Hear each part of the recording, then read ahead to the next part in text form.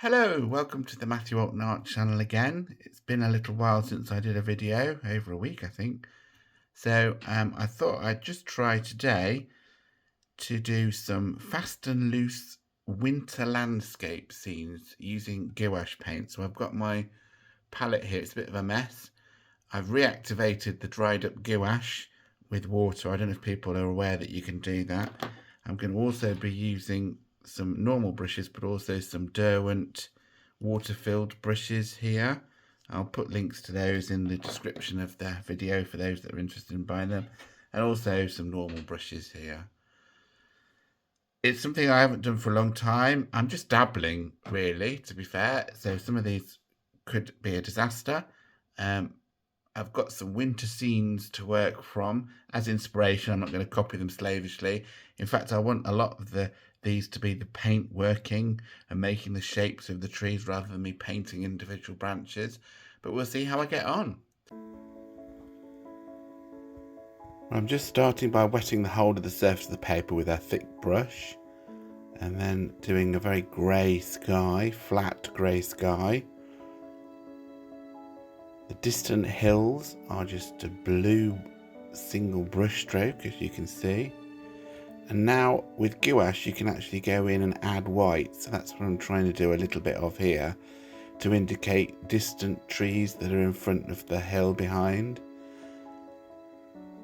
and also some darker tones for those trees, just to indicate some texture in the very distant background.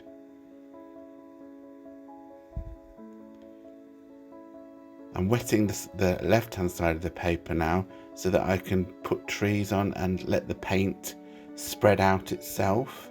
So I'm sort of letting the painting paint itself. Now onto the right-hand side where I'm putting the foreground tree in a similar way.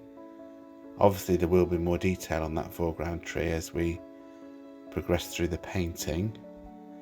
Just indicating some of the tree trunks in the distance. It's quite difficult to work with gouache because it dries much more pale than it looks when it's wet.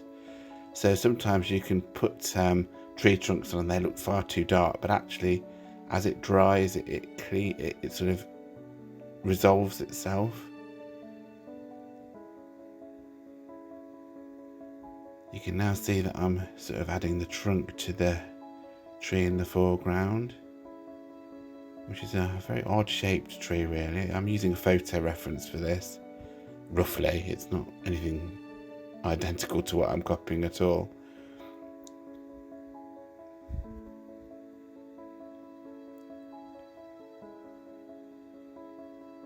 So again, wet in wet here, so that the branches and trunk that I've put on are all sort of merging into the very fine twigs and stuff, and the frost covered twigs. Just a bit of dry brush in the foreground there to indicate stubble in the field or whatever.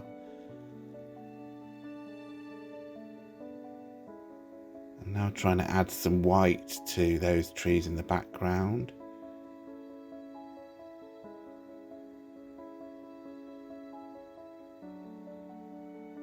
Just touching up the trunk and the branches again, because of course as the paint spreads out into the wet paint around it, they lighten, and as it dries they lighten, as I've said. And now trying to put some white over the top, which again is what you can do with gouache. You can't really do it in watercolour very successfully, but just to indicate the branches going in front of the trunk that I've added. Doing the same thing on the background trees, adding some white to indicate the frost on the small twigs of the trees. Just putting some white highlights across the darker area of bracken and stuff below the tree, just to indicate the stuff in front of it.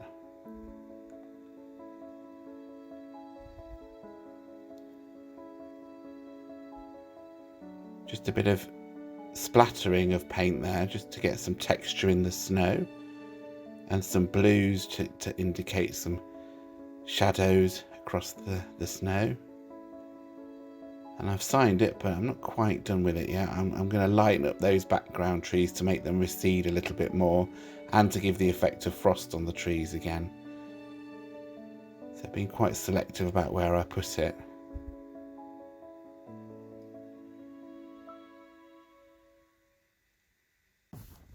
Well, this is the final painting. It took about 35 minutes in total to do it. And overall, I'm sort of quite pleased with it. It's very, very rough and loose. It's quite small. It's on an A4 piece of 300 gram per square meter watercolor paper. But it's a way that I don't really paint very much. I'm quite controlled in the way that I paint. And I deliberately wanted, when I started this, to let the painting paint itself in a way by using wet in wet. And it's not perfect at all, but I think it definitely gives the effect of a frosty, overcast Northern Hemisphere winter's day, really. So from that perspective, I think it works quite well. I'll be trying some more, I think. I think it's a technique I'd like to carry on with, so I might do some more over the next few days. But as a first one out, and first painting I've done for a long time, I've been doing a lot of drawing and charcoal sketching, as you know if you follow the channel. So this is almost monochromatic, but there is slight amounts of colour in it. So it's a big change for me, really, and I was quite pleased with how the return to painting went, really. I'm planning to do more painting this year. Well, I hope that you've enjoyed watching the video. If you did, then please give it a thumbs up. And if you're new here, then please consider subscribing to the channel. Go and watch some of the other videos as well. There's other landscapes on this channel. Thanks very much for your time, and I'll see you on the next video. Bye.